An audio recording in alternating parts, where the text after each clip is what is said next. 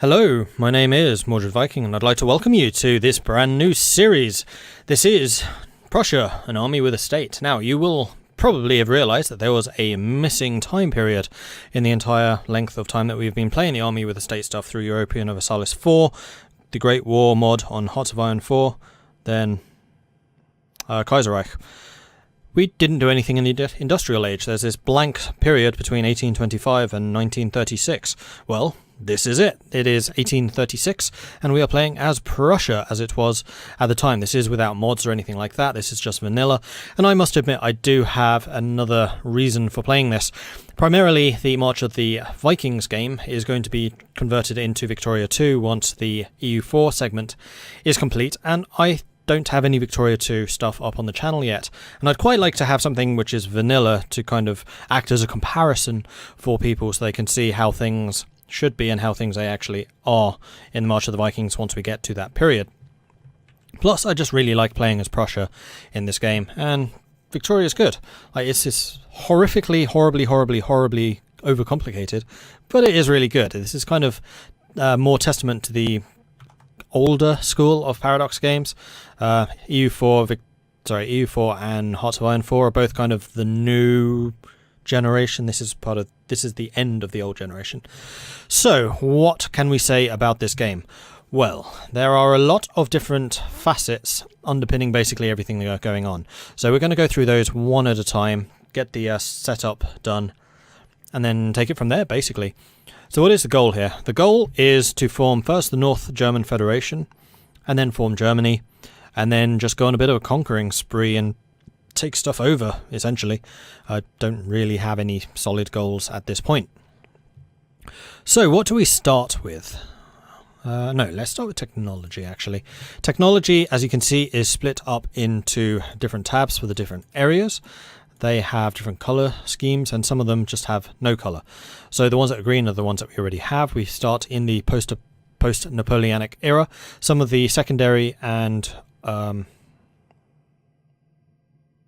are they called? Third World? No. Uncivilized. Uncivilized? I don't remember what the minor nations are called. Primitive nations and uncivilized, I believe they are. Anyway, we are one of the great powers in Europe at this stage. We are fourth, and as such we start with a bunch of technology already researched. We start with a bit of industry, as we have kind of a budding industry here. You can see we are currently fourth overall in industrial strength, and I will go into more detail about all of that stuff over there in a moment. But we also have more military technology than most others, in particular army professionalism, which we uniquely start with, which gives us additional military tactics, which I believe works in much the same way as tactics in EU4, so it does more damage and it reduces the amount of damage we take, plus more morale. And we've got every single invention associated with army professionalism also completed, so mobilization impact is reduced. That basically means when we mobilize our people to fight, then our factories and things have less of an impact, have less of a production reduction. That will be explained as we go forwards, because mobilization starts out being marginally useful and then becomes critical towards the end. Victoria 2 takes the time span of 1836 through to 1925, I believe, and obviously in that period is the First World War. And it's probably, I'm not going to say it does a better job than the Great War mod at doing the First World War, but it certainly tackles it in a different way than virtually any other game I've seen. Like, it really brings home the idea of this sudden mass involvement, total war concept to war, and that is basically you are mobilizing the entirety of your nation rather than just the soldiers or whatever.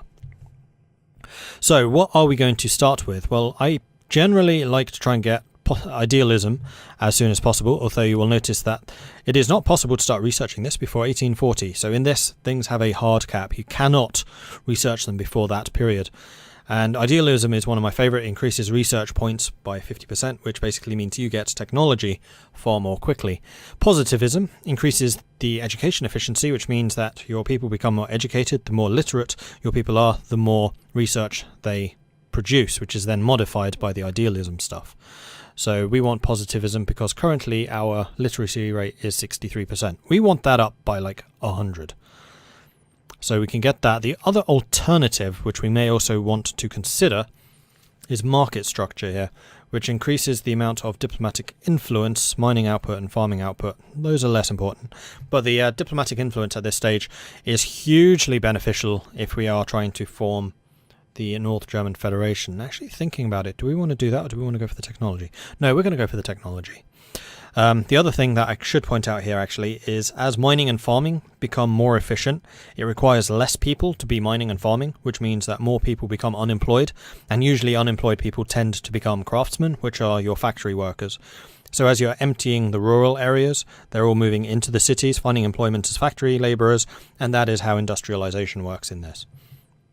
So we are going to start with positivism, then we'll probably get idealism, and then I think we'll switch over to the market stuff. So that is how we're going to do this. Right, so we were talking about industry. How exactly does that work? Well, the place to start with industry is actually population. There are a lot of graphs and numbers and stuff like this. This is definitely the paradox at the Excel spreadsheet phase. So you will see here we have multiple different states. The ones that are Prussian something or other are states that we share with another country. So Prussian Magdeburg. Magdeburg is probably still a nation. They have part of it.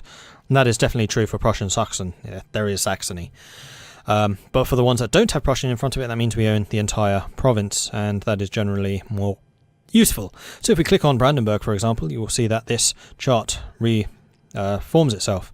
If we sort this by size, we can see precisely every type of population group that we have in this, and these are called POPs, populations.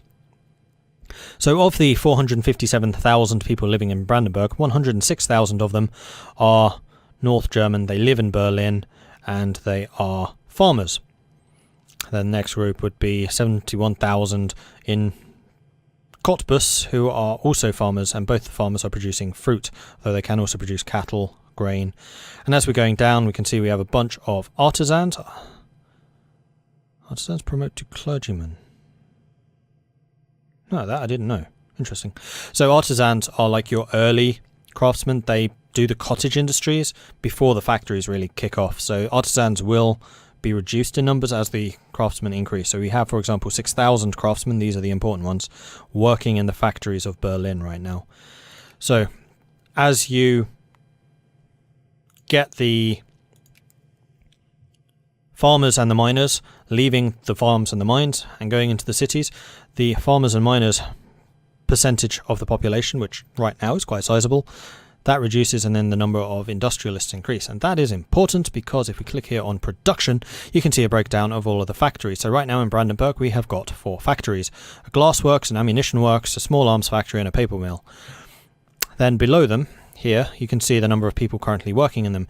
Each factory level requires 10,000 people. That is a lot of people. Right now, the small arms factory in Brandenburg has 162 clerks and 1,758 craftsmen. So it is woefully underpowered or understaffed at the moment, but that will increase as we juggle populations around.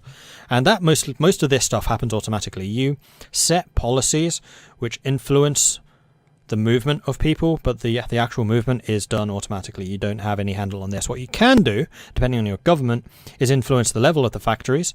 You can build new factories, and you can shut factories down, and you can subsidize factories if they're underproducing, but you need a certain material. So, for example, if you are going to be at war, you might want to subsidize your war factories before you actually fight so that you have a stockpile of weaponry, and that all fits into the trade stuff. Hugely, ridiculously, mind-blowingly complicated that part is, but we will touch on it in a moment. So another thing that I should mention, you will have noted my wording about you can build factories, not depending on your government. So right now it says build factories, no. That is because I am a conservative. Conservatives are able to upgrade their factories, they're able to shut them down, and they are able to subsidize them, but they cannot build new ones. So who builds the new ones? They still happen. This is one of the things I absolutely adore about this game. It's the way that they model capitalism. It is so appropriate for this time period. So who builds the factories? Well, capitalists do. That's these chubby fellows over here. So the more capitalists you have in a state, the more likely they are to invest in factories, particularly if they're making money. So what resources are used for a capitalist to build a factory? Well, if we go over to the population thing again, if we can find a capitalist, let's sort by just capitalists. No, that's sorting by everyone. Deselect all, just capitalists. So we currently have 75 capitalists in Berlin. They have a daily income of £17. That's not enough to build a factory. So as you get more factories and the factories produce more money for those guys, they will then have more money to spend on building factories. Or you can do things, for example, reducing their taxes. So if you're not taxing them at all, they are then producing more money. They then take that money and build factories in order to employ other people. That is kind of the entire concept of trickle-down economics, which was definitely prevalent in the Victorian era. A little bit less so now. We believe a bit more in building up the middle and the lower classes. But back in the day, you wanted the rich to get richer so that they could build more means of employment, means of production, for then to employ the others. So depending on your government type is how much influence the capitalists have. You can become a socialist nation, in which case your capitalists do nothing and you build it all yourself. So if you become a centralized nation, then these buttons become available and you can build factories yourself. They are hugely expensive. They require a whole bunch of materials, but it is very nice to be able to do that. So one of the things we can do is click on politics over here and choose which party we are. Now, because we are a Prussian constitutionalist, no, we are an absolute monarchy, we can choose what government we want in, or what party we want in power. It has some influence on the parliament. We do have a parliament, that's what all this stuff is. So our upper house is 55% conservative, 35% liberal, and 10% reactionary, while our people are mostly conservative, a little bit liberal, and a tiny bit reactionary. Depending on how we fight elections and depending on how ruthless we are in our policies will determine the political climate of our nation, and that can actually result in revolutions and things. This is absolutely the era of revolutions and revolutionaries. So that is something that we can do. If you are a full-on democracy, I think a couple of nations at this stage are, then it's all down to the will of the people. You still have some say. You can do newspaper articles depending on which way you kind of want to influence politics, and as we fight an election we will have that, but because we're an absolute monarchy we can pick who we want. So right now it's the Conservatives in power. They have a protectionist trade policy, which means they can set tariffs. Now tariffs are another way of controlling cash flow. You can increase tariffs, which means that you are a more protectionist society, meaning that your people will be more likely to buy products from your own country. However, products coming in from other countries will cost more. You are taxing them. And as those products being taxed coming into the country means they get more expensive. So if you don't produce those materials, then you're actually going to be costing your people money. So if you don't produce much of your own stuff, then you probably want to have low tariffs so that you're lowering the barriers of entry. Cheap goods come flowing in, your people can then buy that cheap goods, but then you're not getting the cash out of the taxes. Having high tariffs means you are actually making more money out of these imports, but eventually, above a certain threshold, that will start to count against you. So again, with the Conservatives, I'll just go through the Conservatives, and that should answer most of the other questions. So economic policy, this is the important one. So interventionalism, you'll notice that the National Party is state capitalism. That one is slightly different. And then laissez-faire is you have virtually no control over your factories, but it does have some other benefits. So interventionalism means that we can upgrade factories, we can shut down and open factories, but we cannot build factories ourselves. And we can build railways and things like that, and we can subsidize, prioritize factories, that type of thing. But if you compare that to the National Party, for example, then build factories, yes, you can then build factories as well as expand them, you can destroy them, you can build railways, you can subsidize and all that stuff. So generally, reactionary is a very strong starting ideology. And then you may want to switch to liberalism later on, depending on how wealthy your people are, or you may want to switch to socialism for even more control. Moralism, church and state, a single body, that's more about morale and that type of thing. Residency, primary culture can vote, that will depend on your own reforms. Then jingoism, war policy is how aggressive your people are. So liberals, for example, are anti-military. They will not like you spending money on wars and soldiers and that type of thing. But jingoists absolutely love it. So, what are the benefits of having less control? Well, you'll see here, interventionism, factory owner cost plus 50%. That means that factories cost less? No, cost... Yeah, the factories cost 50% more to build. So if you're laissez-faire, factories cost less to build, but only the capitalists can do it. So you can see there, capitalists build factories, yes. Expand factories, yes. Open factories, yes. Rather than just anyone. So laissez-faire, also factory output plus 5%. Factories are more efficient under laissez-faire than they are under the others. In fact, state capitalism probably has a penalty, although it's not showing here. I'm pretty sure it has a penalty. So state capitalism is pretty good to kind of set up an industry. Interventionalism allows you to control the industries without actually building them. And then laissez-faire is basically saying the people are doing it all. But they generally can do it better because that's kind of the theory behind market capitalism. You let the markets handle stuff and they will do the most efficient method possible because greed is good. Right now, I'm actually okay staying as a conservative. Like, reactionary is quite nice because it allows you to determine what factories you want to build, but I'm actually quite happy with what we have here, and I'm going to work on building up what we have. Now, you'll see the green number underneath. That is how much money each factory is currently generating. So the artillery factory here in Schlesien is producing a lot of cash, even though there aren't many people in it. And obviously, the more people you have employed in the factory, the bigger the profits become. Eventually, you will need to set priorities, which is what these bars are for how many people go where. And also, you may be forced to subsidize or even close some factories down if they're underproducing. So here you can see Posen, build fabric factory. This is precisely how the capitalists work. So currently we have 35 capitalists who are involved. They need to raise £3.8 thousand between them, with which to buy 100 steel, 100 cement and 10 machine parts in order to do that. That will cost a bit, and you can choose to invest yourself in this. So you can invest, but you can't build the factory itself. That's interesting. Okay. So you as the government can choose to invest in those.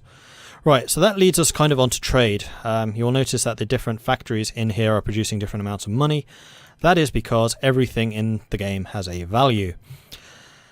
This is something which I really, really want to fiddle with, but I know is a terrible, terrible idea. Like, this is just so unbelievably, mind-blowingly complicated that you just kind of want to let the game do its thing. The one thing you will want to note is the price and the tendency of those prices, especially if you have a more interventionist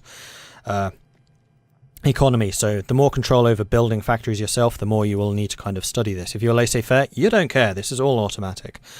So right now, for example, Clipper convoys are very valuable. They're £42 each. The price is actually going up because there is very little supply and there is a lot of demand and very little supply. However, as more factories get built, as the capitalists kind of go, oh yeah, we can make money out of this, supply will increase, demand will go down, profit margins will also go down, and then steamers, because they haven't actually been invented yet, will become the next most expensive thing, and then eventually the supply of steamers will catch up with demand, and then that price will also sink. And then the raw materials kind of dependent on what stuff is available in the world. So oil right now is pretty cheap, but it does get more expensive until you start actually producing oil. And a lot of these resources, their prices will fluctuate very wildly in the game depending on how many miners and farmers there are active, how many wars there are going on. Wars obviously use materials. Materials are then used in the war, destroyed. You then need to produce new ones. New weapons are built in the factories. The factories consume raw materials to produce those goods, and that kind of drives the entire economy. So, yes, these prices can fluctuate depending on what happens in the game. A big part of that is you will notice that Africa right now is a big white space. It is pretty much uncolonized. You will have eventually the rush for Africa. What was it called? What was the rush for Africa? Something like that anyway. In which case, people will start massively investing in colonizing Africa. And likewise, parts of America at this stage are uncolonized, and large chunks of Canada too. I think a bit of Australia, a bit of Indonesia, and the other Pacific islands over here. But Africa is the big one. The scramble for Africa, that's the word. And one important thing to remember about Victoria 2 as a game is they have made Africa as valuable as the West thought it was, as opposed to how it really is. So Africa is actually hugely wealthy and hugely beneficial to have colonies over here to get cheap raw materials to then ship to your industries back at home. So the scramble for Africa will get pretty heated later on. I haven't quite decided whether to get involved in that myself just yet, because we're going to be very focused on Central Europe initially. So how is our position in Central Europe, first of all? Well, we have a pretty strong army, and this is the time where we can have a look at the Great Powers. The Great Powers are a very, very, very, very, very, very, very, very, very, very, very, very, very, very important concept in this game. The Great Powers are the only ones who can influence other nations. That's what this bar down here is. That will become... I'll explain that in a bit. The Great Powers are ranked depending on the cumulative results of their prestige, their industry, and their military. So right now, the most prestigious in the world is Britain, followed by France, followed by Russia, followed by Austria, then us, then Spain, then the USA, and then finally the Ottomans. Industrially, there is only one real player at the start of this game, and that is the UK. With 58 points, I think. The USA is France is second with 15. You can see the discrepancy there, 58 to 15. Then the USA, and then us with 8. And the others basically don't even have industry started yet. And then military, which Russia starts out just because they have a huge army. And then we also do pretty well militarily because we are very advanced technologically in the armies. So depending on your prestige, military, and industrial points, you move up or down these charts, eventually even dropping off if you do poorly enough, or being promoted if you start as a secondary or even an uncivilized nation. So what is the importance of the Great Powers? Well, the Great Powers have a lot of additional diplomatic actions. In particular, they can influence other nations and add them to their sphere. So, for example, right now, Anhalt is in the Prussian sphere. That means that we have a preferential trading agreement with Anhalt, so any goods that Anhalt is producing, we get first dibs on. And that is really important if there are some rare materials. So, for example, if Anhalt was a major producer of coal, and we were using all of our own coal already, then we would have first dibs on Anhalt's coal, and then no one else could, and then possibly even robbing them of the material there by raising prices, though we wouldn't have to pay those raised prices because we get them cheap from Anhalt. You can kind of see how that all interplays in it. So having a nation like Sweden, for example, with their massive steel or iron production, can be really, really strong if you have a strong steel production in your country. Industry is obviously the number of factories you have, how valuable those factories are, and how many people are working in them. So it's your industrial output. And then prestige is the one you probably have the most control over. Events generate prestige. You can also get a lot of prestige depending on what technologies you get. So, for example, getting the realism and aesthetics column here, prestige gain plus 5%, and as you get inventions, there's another 10, then another 10, and then another 10, as and when you get those inventions. The way that inventions work is they will generally have additional requirements. Some of them are just they happen over time.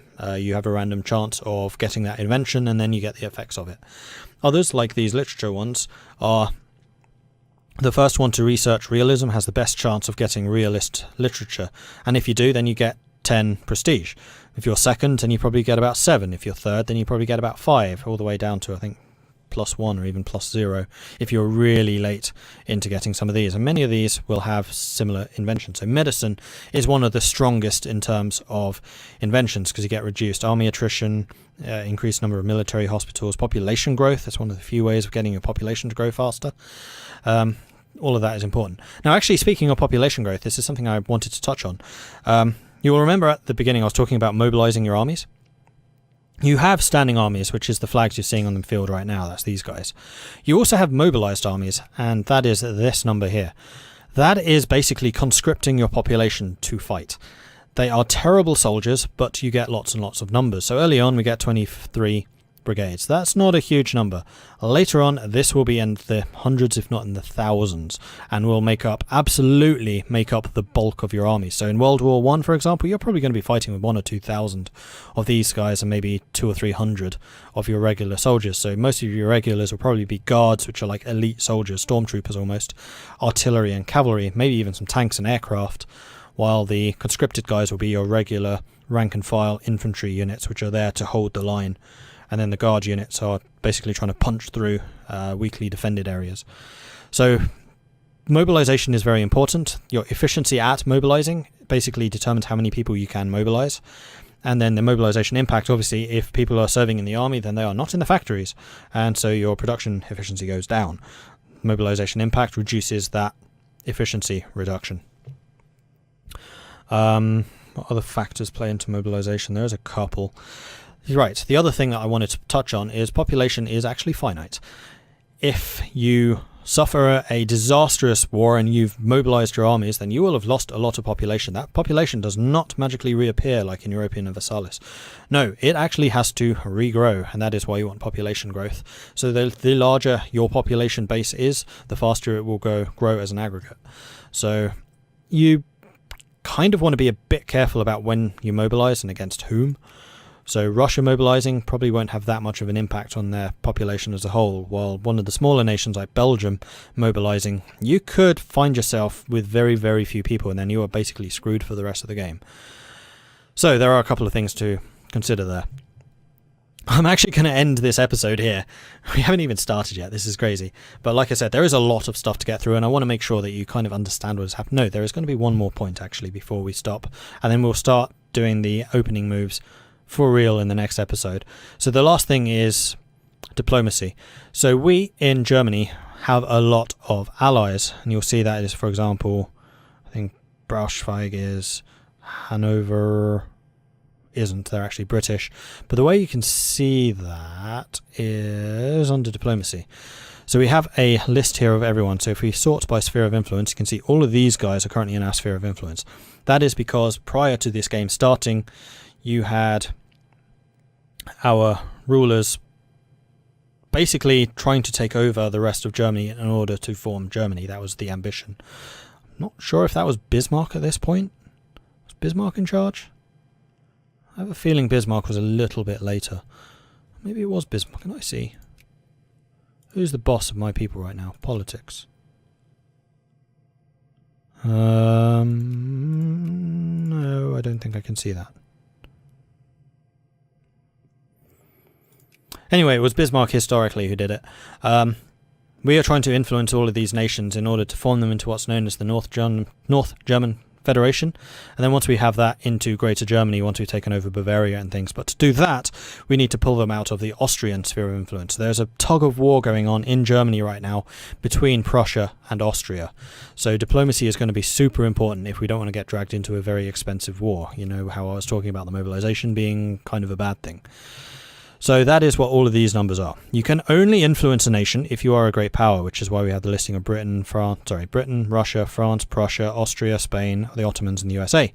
If and when these drop off and new players come in, they will lose all influence that they have generated thus far, and all nations that were in their sphere will be knocked out. This is a good way of knocking someone out of the sphere, is by hitting them enough that they stop being a great power. So Britain, for example, has a lot of spheres and puppets as well. Most of them will be in India, because India is still kind of divided at this point. They haven't done much of the divide and rule just yet.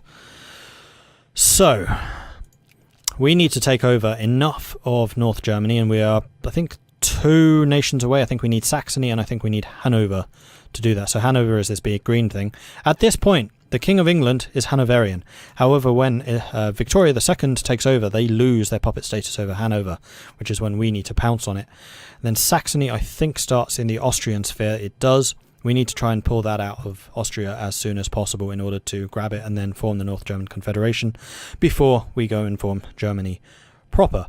So we're going to make a bunch of alliances with these little guys. We're going to start influencing the right people. We're going to start struggling against Austria to try and take control over them, and possibly going after some of the other important ones, like the Netherlands is usually a pretty good choice because their colonies in Indonesia generate a lot of materials. You can only influence nations which are not a great power. So secondary powers are usually a really, really good target. These are the guys who could become a great power if they grew enough.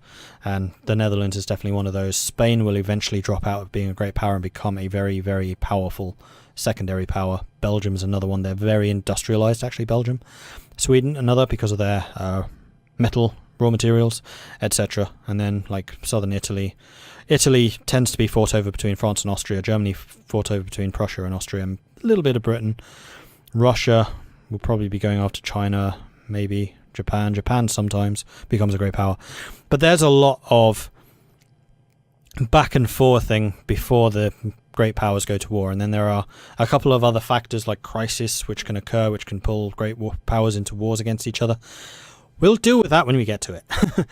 This has definitely been like the explanatory episode. I wasn't expecting to go quite into so much depth, but I think we've done a pretty good job of covering precisely all the different facets and the different elements to this game, especially where they are different from the other Paradox titles. This, of course, being the first time that I've actually spoken about Victoria 2. Now, I should point out that it's been like a year, maybe even 2 years since I have actually played this last, so I'm going to be a little bit rusty on some areas, but I have put a lot of hours into this game, so I should kind of get back into the swing of things eventually, so bear with me on that front. Anyway, I do hope that you are enjoying this so far. If you are, please do hit that like button. If you haven't done so already, then do consider subscribing. And if you have any tips or advice for me, let me know in the comments. Thank you very much for watching, and I'll catch you next time. Goodbye.